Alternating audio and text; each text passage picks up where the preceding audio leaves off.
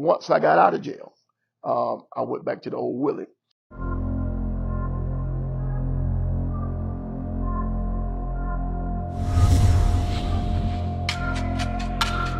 Neath the stones that once was my home, bleach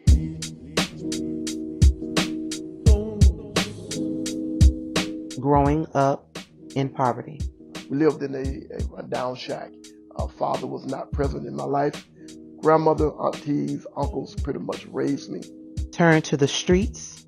I was more of a street person. I wanted to sell drugs. I wanted to go to the clubs. I wanted to hang out with the boys. And so that got me in a lot of trouble. Selling drugs. I remember my first time going to jail when I was 17 years old. Battery on a Leo, a police officer. And during this time, I was starting to get out, sell drugs. Became well known in the neighborhood of selling drugs and robbing people, things of that nature. Bullying. And I became kind of a violent child, if you will, because we didn't have much. Wore the same clothes, wore the same shoes, holes in the bottom of the shoes, things of that nature. And because of that, you get picked on by other kids. And so I took on this ensemble, man, of being the tough guy in the neighborhood. Kind of became a bully because of that, because when people pick on you, you kind of have to defend yourself. And the only way I could defend myself was to fight. So as time progressed, I became a well-known bully in the neighborhood, if you will, a Debo, some would say.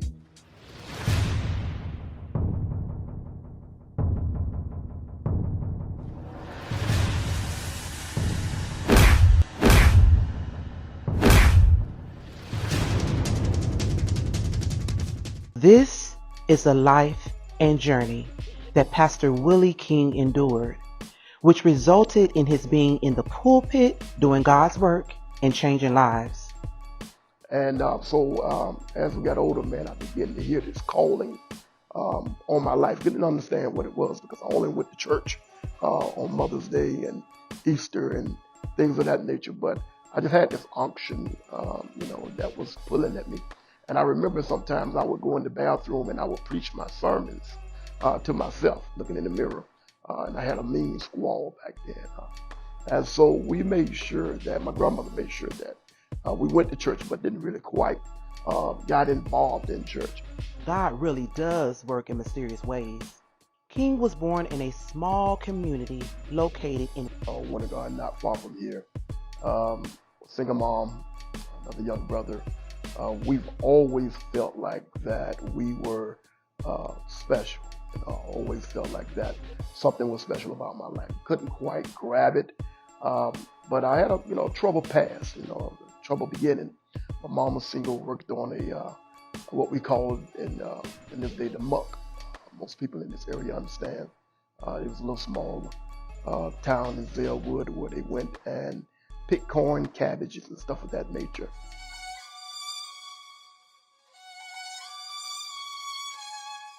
He gave us an account of a time he got into a fist fight with the police officer. Well, I remember one particular summer. We're at the park, me and a lot of friends of mine, and we're discussing things of what we want to do with our future. And all of us are pretty much high. We got money in our pocket, and so the police officer roll up, and the reputation that I had in the neighborhood. Willie don't take anything. So he approaches us, and I immediately stand up, and he wants to give each and every one of us a pat down, and I refuse to do that. I'm like, we haven't done anything. I'm not gonna allow you to search me. And so it came into a physical altercation. This was my first time going to jail. I hit him. I swung on him, and I got charged with a battery on a Leo. And while I was in jail, I remember. Getting this thing again, that auction was coming down on me. And I believe that was my first encounter with God. And I remember sitting there, and I'm in a cell by myself, but I'm sitting on a toilet. And I got a magazine that they allow us to read from the library, jail library. And as I'm sitting there, I feel this wave of heat coming up, and God telling me that hell is real. It's real, and I'm watching as the hairs on my arm curl up from the heat of this experiment that I'm having. And so that was my first experiment. And God said to me on that day, He said, I want to use you. At this point, I knew that God was calling, but yet and still, I wasn't ready to do that. So that encounter with that police officer, that encounter of going to jail, that encounter of sitting there reading that magazine and feeling that real experience from hell, that was my first encounter to say, look, I may have a different path I need to take at this point. King gave us chilling details of his journey in and out of prison, selling drugs, getting into fights, and just being a bully. But once I got out of jail, I went back to the old Willie. And so it was some things that took place, got back in the drug game again, started doing some things. And the second time I was out, and a guy and I don't want to call his name, but we got into an altercation and he shot me. And so that was my first real deal of saying, man, you need to take this thing seriously. That gunshot kind of woke me up. My good friend of mine who was with me that time, had he not rushed me to the hospital, I probably would have bled out. So when I got out of the hospital, you would think again, let's get this thing right. I'm lying up in my grandmother's home. She's nursing me back to health. And as soon as I got well, I went back to the streets. God, that's all I knew. And God is yet still calling me. He yet still calling me, but that's all I knew. And so we went back out into the streets again. I started doing what I do. Became pretty good at what I did. I was making up to $5,000 a day selling drugs in the street, and that's kind of hard to let go. But in the back of my mind, I'm still getting this call from God. I'm still hearing God saying, "I got use for you." I'm still dealing with this struggle in the daytime. I'm this thug. In the daytime, I'm this dope dealer. But at night, I go home and cry, and I go home and cry out to God and ask God, "What's going on with me? Why am I feeling this way?" King's life is a living testimony that when God has His purpose in your life, He will allow trials that make you stronger. King was a very determined man. This was evident in his unrelenting pursuit of his now wife for over 2 decades. Lady King also remembered it like it was yesterday. And by this time, I met my wife. After I got out of jail, this time I'm about 25, 26 years old now. And I remember going to a shop that I loved to shop at when I was in the rural office clothing store I would go to, and she was coming out of a grocery store, and I'm like, God, who was that? That's when I first saw him, and I didn't think nothing of him because, of course, I was in the church. I was a minister, and so I wasn't really looking. And I had heard about him in the street. What I called him was a thug, just thug in the street, sold drugs. And so I watched her as she went to her car, and I'm running trying to catch up with her. And she ran back into the grocery store to grab something else. So I sat there. And I waited on her for about 45 minutes to come out that grocery store. And when she came out, I approached her, and she wasn't interested. Say what you wanna say to me now. I wanna wake up with you. Whatever. So I really wasn't interested in that church girl. Matter of fact, she didn't want nothing to do with me. But I followed her home. She drove home, and I followed her home, and I watched where she lived. I watched her go into the home, and as I was getting ready to leave, I saw her son, the youngest son, come out, and I watched the youngest son come out, and I told him, I said, "Hey man," I said, "Go in there and tell your mother," I said, "Come in." She's like, "No, I can't do that." I said, "Man, go in there and tell your mother," I said, "Come in." He said, "You got some money?" And this is my son John. And I said, "Yeah." I had to give him $20 to go in the house. And she never came out. She just stood to the door. She said, "No." And I came to the door because he sent one of my children in to get me. And I came to the door, and I was like, "What do you want?" I said, "I want to talk to you. I want to take you out." "No." She goes, "No." She goes, "You go to church?" I go, "No." "Do you go to church?" And I said, okay. So I left and I closed the door. came back the next day and decided I want to try it again. He was persistent, so we came. He kept coming by. I didn't know at the time he was giving my children money to come and give me messages. You know, I sent the boy up to the door again with another $20. And by this time, the other brothers don't got word that I was passing out money.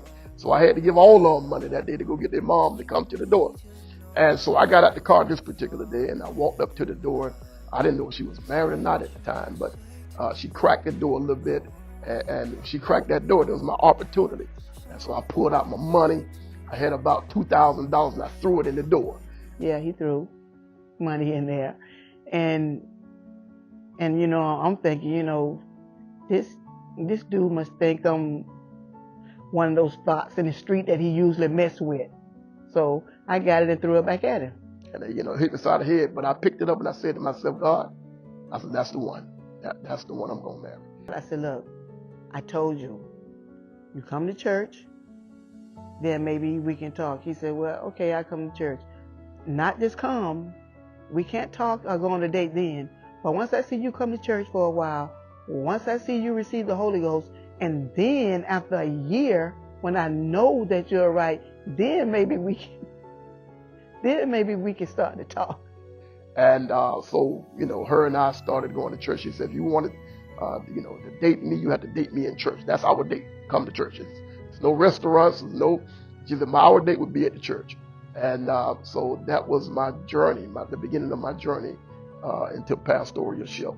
I got saved a few weeks later from that, and her and I got married a year or so after that. And so 25 and a half years later, here we are.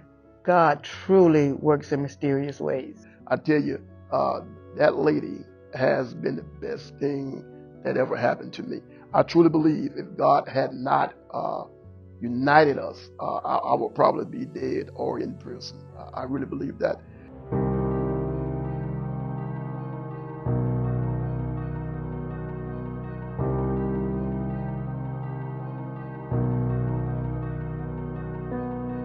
As we know, the overall masculine identity and guidance needed to become great men are lacking because many families lack male influence.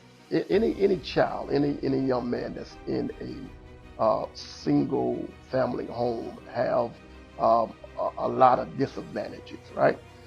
Mothers can't teach their sons certain things.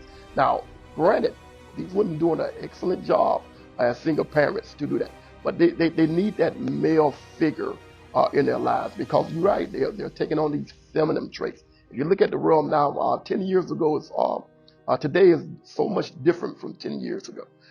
We got children, and if I can just digress a little bit, we got children that are, engaging in homosexual acts as early as elementary school. That was unheard of 10, 15 years ago. So our men who don't have that father figure in their home, they're adapting to these type of things. You see them now. They got, it was taboo to have one earring in here. Now they're wearing 2 and they're wearing 4. Some of the men got earrings in their nose. They're starting to wear clothes that pertain to women, and think that's the style. No, that's a demonic force that's attacking our children. And if you don't have that father figure or that mentor in the home to combat that type of stuff, then we're going to have a messed up society. We're going to have a messed up country. And altogether, the devil is going to rule in our heart, minds, and soul.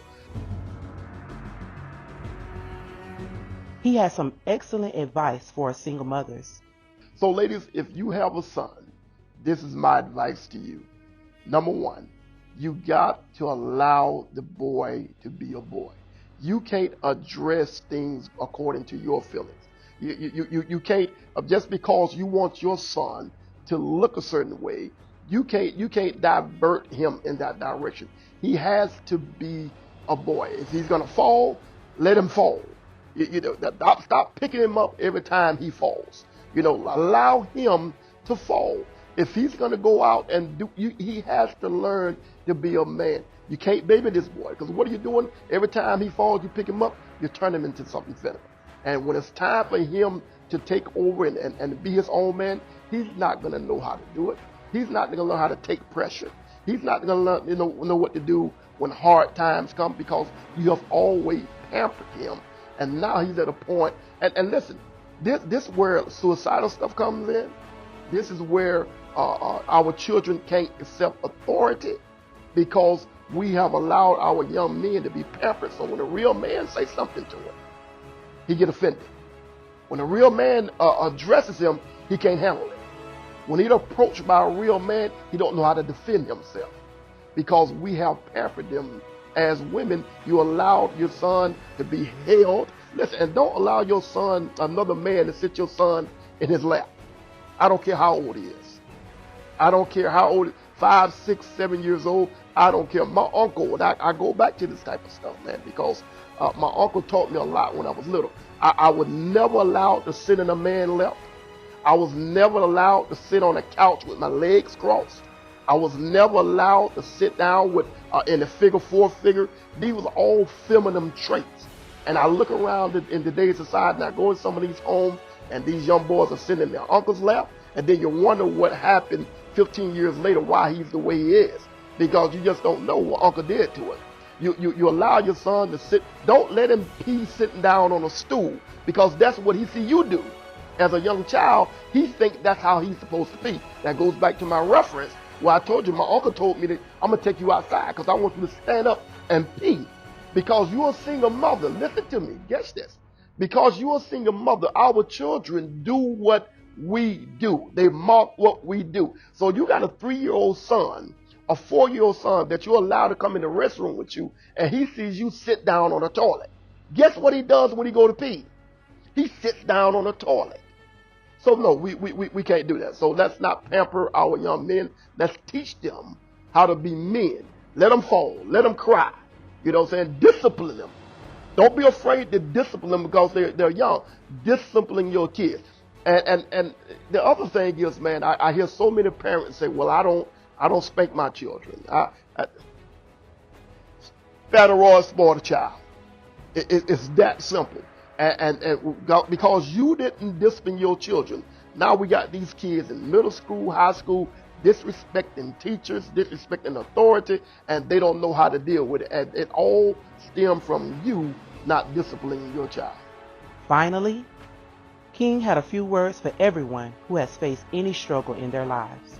If you don't have God in your life, man, you're going to wander off into places, amen, you never thought that you would go. You'll be doing things that you never thought you would do. You would say things that you never thought you would say. And you will allow things that you would never allow if you had God in your life. Oftentimes, we find ourselves in places and disadvantages because we don't have God. God is a guider. He guides us. He leads us. And because we don't have him, we do things. Like I tell you, we do things that a person who have God in his life wouldn't do. So God is very important, man. My whole life depends on God. I don't do anything without consulting him. I don't move without talking to him. He is my guide. He is my existence. So it's very important to have God in your life. And it's not let's forget the heaven and hell part of it, because this is the part that throws non-Christians off. You know, too often when we talk about God, we talk about heaven and hell, and trust me, that's real. But let's take the heaven and hell out of it. Just think about this. If it had not been for the Lord who was in your life, where would you be?